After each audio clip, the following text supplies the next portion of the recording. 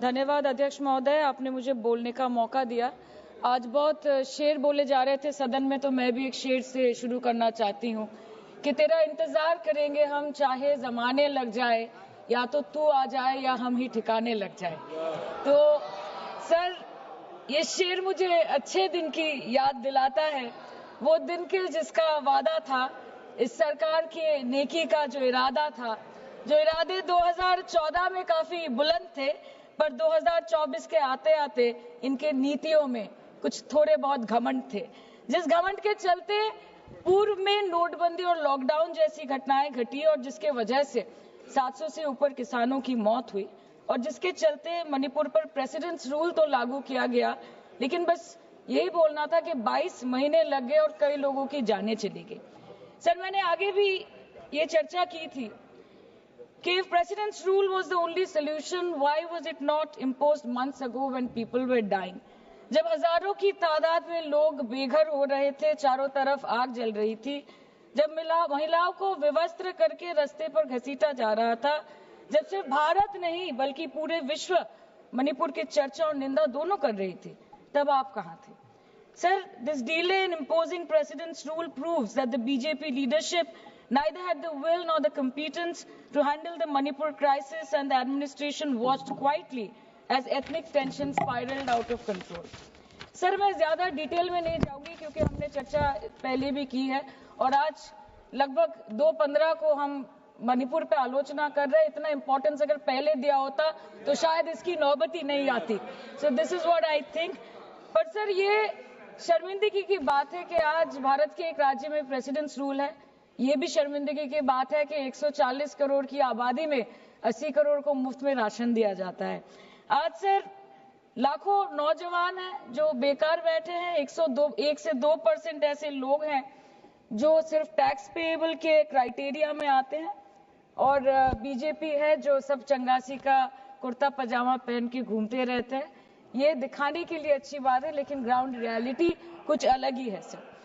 Sir 2023 में top 10 वीपीएनआर के report के अनुसार मणिपुर में 212 दिन से ऊपर इंटरनेट शटडाउन किया गया था, a total of 5088 hours, marking it the second highest after Jammu and Kashmir. This led to huge economic loss in Manipur, approximately 3,157 crore. The economic blockade in Manipur, affecting the two main national highway, lasted for 66 days, with rough estimates of loss of around 250 crore per day, which is a whopping rupees 17,000 crores in over 2 months. Over 67,000 people were forced to leave their homes and cramped up in only 360 relief camps. Nearly 12,000 people fled to Mizoram. Approximately 7,000 people sought refuge in Nagaland, Assam and Meghalaya. Over 1,700 people taken refuge in Kachhar district as of June 2024. और ये सब तो sir registered official figures है, न जाने unregistered official और कितने बेघर लोग होंगे जो दूसरों के घर में रह रहे हैं, शायद दूसरे राज्य में रह रहे हैं, दूसरे देशों में रह रहे हैं। ये इसीलिए हुआ है सर क्योंकि मणिपुर की सरकार, डबल इंजन सरकार ने, उनकी मंशा ये नहीं थी कि वहां के लोगों को शुरू से प्रोटेक्शन दिया जाए, कि उनको शुरू से रिलीफ दिया जाए। अगर वही होता तो 22 महीनों से इन्होंने मणिपुर को जलने ना दिया होता। सर, मैं 2 मिनट में खत्म करूंगी।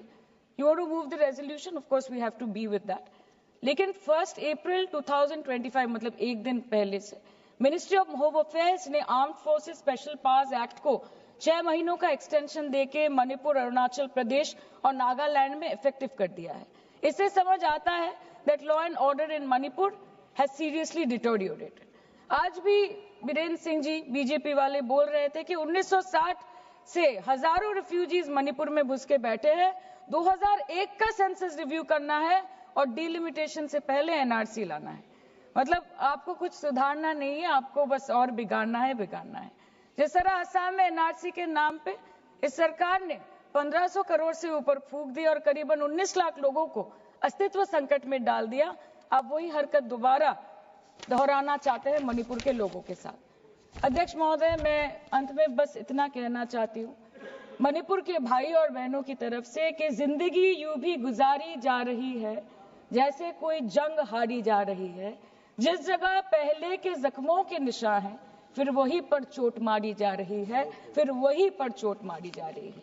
इसलिए आपके माध्यम से इस सरकार से मेरी यही अपेक्षा रहेगी कि मणिपुर के हालात में सुधार लाए, वातावरण में संतुलन लाए, पहले अपने देश के लोगों को मित्र बनाए, फिर जाके विश्व बंधु कहलाए जाए। That the Home Minister and the Prime Minister should work overtime and step outside their comfort zone to address the needs of the people and restore normalcy at the earliest in Manipur. Thank you, sir.